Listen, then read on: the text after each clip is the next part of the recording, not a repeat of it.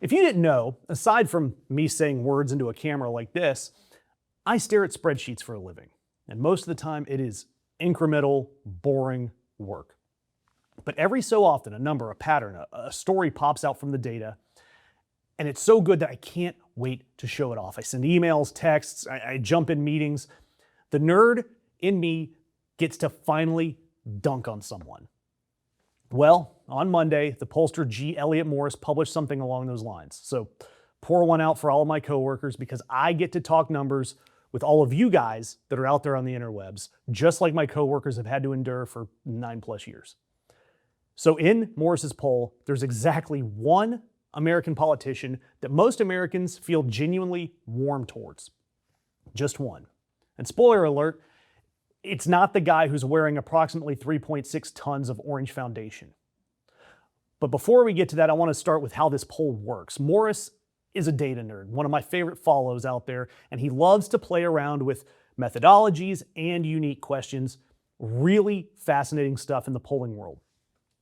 And Morris asked people to rate the big political figures on a thermometer, essentially, from 0 to 100. 100 means you love the politician. A 0 means you would cross a 4-lane highway covered in shards of broken glass barefoot just to avoid them. And 50 is the dividing line. Above 50, it's a positive view. Below, well, you're not getting invited to a whole lot of people's birthday parties. So when the results came in, only one single politician scored above that 50% line. That's Barack Obama. Everyone else in American politics is technically underwater.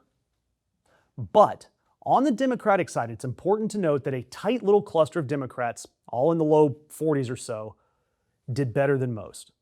Bernie Sanders at 45, Mamdani at 44, Buttigieg, Ossoff, AOC, Kamala Harris, and yes, non-Democrat, little Marco Rubio, all hovered around 41. The Democratic Party itself as a brand, around 43. And as for Donald Trump, he came in at 38. Now here's where I get to read you the tea leaves, and I'll get to the Democrat side in a second. But for Trump, 38 is actually lower than the Republican Party, which sits at 39. And that is a reversal, because back in 2024, the relationship ran the other way. People liked Donald Trump more than they liked the Republican Party, and he dragged a lot of those people across the finish line on his coattails. Donald Trump was the engine dragging Republicans that weren't inspired across the finish line. But now, look at that number. Donald Trump is an anchor. He is the albatross. And that is why we are seeing the Senate and so many GOPers in the House distancing themselves from Trump and his policies. And by the way, it does get funnier because at 38, we talk all the time about how JD Vance is a more polished version of Donald Trump. He's in a dead tie. JD Vance and Donald Trump both at 38. And that said, in just about all of the polls, not just Morris's poll, Trump has had a slight bounce.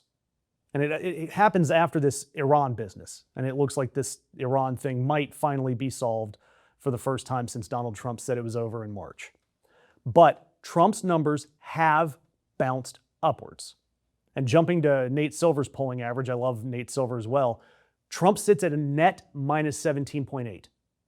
A week earlier, minus 18.9. And I have already seen very few, a limited number of MAGA types that are bragging that Donald Trump's poll numbers are moving in the right direction. But think about it. Donald Trump clawed back about one single point, most of it from a couple of famously friendly pollsters, right after allegedly resolving a war. And even after this bounce, he is still more underwater than Joe Biden was at this exact point in his term, and definitely more underwater than Trump was in his first term. But the key numbers that I saw in all of this was young people. Donald Trump is getting buried. With voters under 30, Donald Trump's net rating is negative 45, the worst it has ever been. Essentially, you are seeing an entire generation that is sick of Donald Trump's crap. There is hope for the future. But the important part to me is not how much Donald Trump or his side sucks. I want to look specifically at our side. I want to look at Democrats because the numbers moved toward the fighters. Look who's polling better with Democrats: Bernie, Mamdani, AOC, the progressives, the people that want to actually undo Trump's harm and rebuild the country in a way that would work for everyone, not the corporate people that are saying, we're just going to get to work after Donald Trump's gone. That's not inspiring.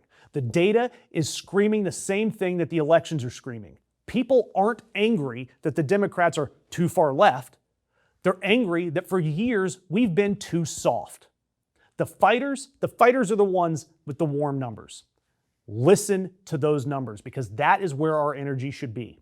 If our party supports the fighters, the progressives, then we might actually have a chance to take this country back, even in the face of whatever Donald Trump has up his sleeve in November.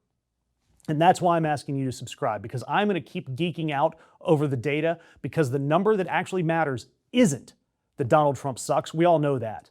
The numbers that matter show us what the people of our country want from our leaders.